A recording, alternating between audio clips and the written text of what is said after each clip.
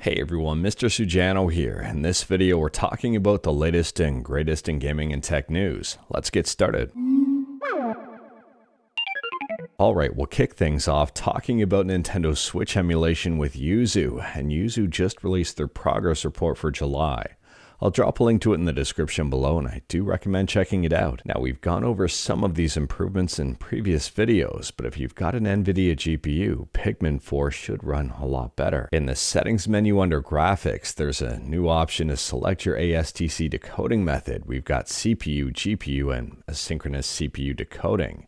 And you can see that option right at the very top there. Now, if you're tinkering around with settings on a per game basis, trying to see what works best for you, you can tell easily what's different from global settings by the star on the right hand side. It's a nice indicator. On top of that, for the PC version of Yuzu, there was some work done that resulted in about a 10% performance boost in games like Super Mario Odyssey and Xenoblade Chronicles Definitive Edition. And there was also some work done to optimize the shader compilation time. They reduced it from 30 seconds down to 4 seconds in Splatoon 3. Now for Yuzu on Android, it's absolutely no secret that if you've got an Adreno GPU, you can load custom drivers, and it may help some things out significantly. However, if you don't have an Adreno GPU, you can't load those drivers, and there's a message now that lets you know if you can't load them. The Yuzu team also says if you've got a fairly recent and high-end Snapdragon processor, something like a Snapdragon 8 Gen 2, you'll see much improved rendering and performance using the Mesa Turnip driver. On PC, if you've got an NVIDIA GPU, you may want to pick up the latest drivers if you're using the Vulkan backend. As of 536.99, there's a 3 to 7% performance increase. And if you've got an AMD GPU, there are some issues right now with AMD GPUs in Vulkan. So as of drivers 23.7.2, if you've got an RX 6000 series, you should be okay. But if you've got an RX 400 or 500 series, you may be encountering some issues. The Yuzu team seems to have taken a blanket approach though and has disabled EDS3 blending on all AMD drivers until AMD fixes their stuff. If you want to learn more about this, I'll drop a link to the GitHub in the description below and feel free to check it out. One of the issues was someone was able to see objects through walls in Tears of the Kingdom using Vulkan on an RX 6650 XT. For Wayland users on Linux, the Yuzu team added a new Linux build script which added the libraries required to enable Wayland support. I'm currently not using Wayland, but if you are, let me know in the comments below. On top of that, the Yuzu team had a whole bunch of bug fixes, and I do recommend checking out that progress report. Moving on, and we're still talking about Yuzu, the paid testing early access version of Yuzu on PC, and you may be interested in this change. As of early access 38.05, it increases OpenGL ASTC texture decoding performance by about 400% based on your system setup. And it increases Vulkan ASTC texture decoding performance by about 66%. Obviously, for performance, those are some pretty big numbers, and in terms of compatibility, Early Access 38.07 also doesn't disappoint. They've expanded support for NCA reading. They added support for compressed and sparse NCA, so digital version of games like Splatoon 3, Sonic Colors Ultimate, Chrono Cross, Gunvolt, MLB The Show 23, and Tales of Symphonia Remastered and more are now bootable. Moving on, and we're still talking about Switch emulation, but switching over to Ryujinx. And Ryujinx version 1.1.988 improves macOS performance greatly in literally every single game thanks to some Vulkan performance updates. Next up, we're talking about PlayStation 4 emulation with RPCSX. This update is short and sweet. It appears they've got audio working now for RPCSX. It's not perfect, it's the initial stages of support for it. But at the same time, I would argue that this is a pretty big breakthrough for this emulator. Next up, we're talking about SkyEmu, a low-level Game Boy, Game Boy Color, Game Boy Advance, and Nintendo DS emulator, and SkyEmu version 3 just released. In my opinion, this is a pretty big release. I mean, they added in Nintendo DS emulation, and they added in support here for additional platforms. Android, iOS, and FreeBSD. On top of that, they added in Action Replay cheat support for Game Boy, Game Boy Advance, and DS. Touchscreen opacity and hiding settings, a black theme for OLED devices, solar sensor emulation, menu bar auto hiding. They added the ability to place saves and save states in a folder instead of right next to the ROM.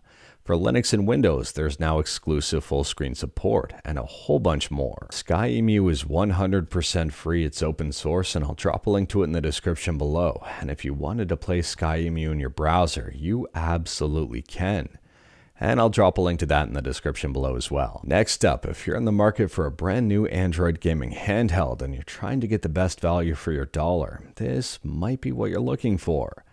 This is the AYN Odin 2, where AYN stands for Subscribe to Mr. Sujano, or all you need depending on how you want to interpret that. Anyways, apparently the AYN Odin 2 is going to be coming with a Snapdragon 8 Gen 2 and selling for $299 to start with 8 gigs of RAM. That is a lot of performance for a very low price. I'm kind of confused as how they managed this one.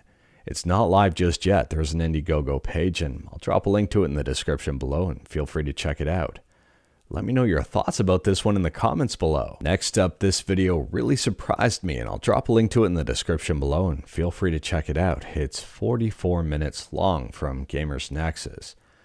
And in that video, I don't want to say they tear apart Linus Tech Tips, but they raise a lot of concern backed with a lot of evidence. And the title is called The Problem with Linus Tech Tips, Accuracy, Ethics, and Responsibility. At a high level here, there are some very questionable things that Gamers Nexus points out. And I don't want to spoil the video, and I don't want to jump to conclusions based on what they're saying and only listening to their side of the story.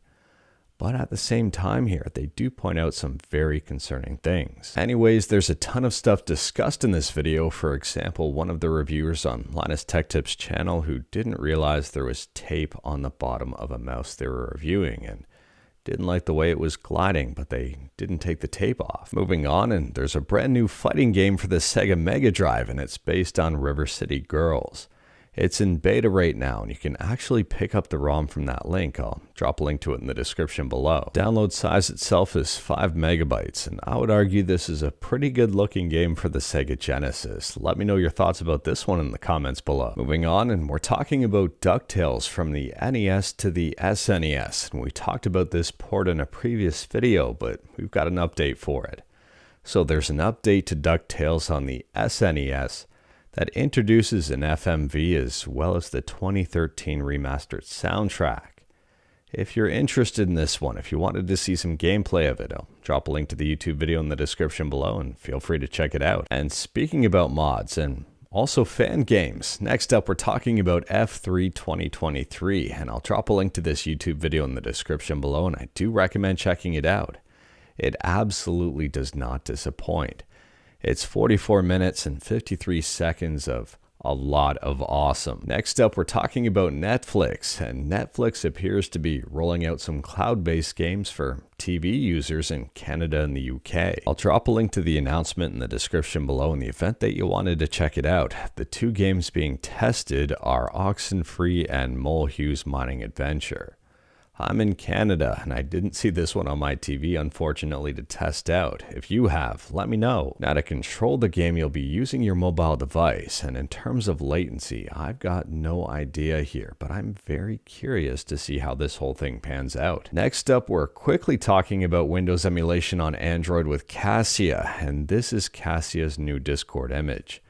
It says Cassia coming 2024, so if you're wondering when it's going to release, I think this is a pretty good indicator. And a friendly reminder here, at this point in time, there are no public builds of Cassia available. If someone passes you one or you see one on a website, chances are at this point in time it's 100% fake. A lot of people right now are using Winlator and reportedly enjoying it. But anyways, that is all I've got for you in this one. Straight to the point, all stuff and no fluff. We talked about a bunch today. Let me know your thoughts about absolutely any of it in the comments below.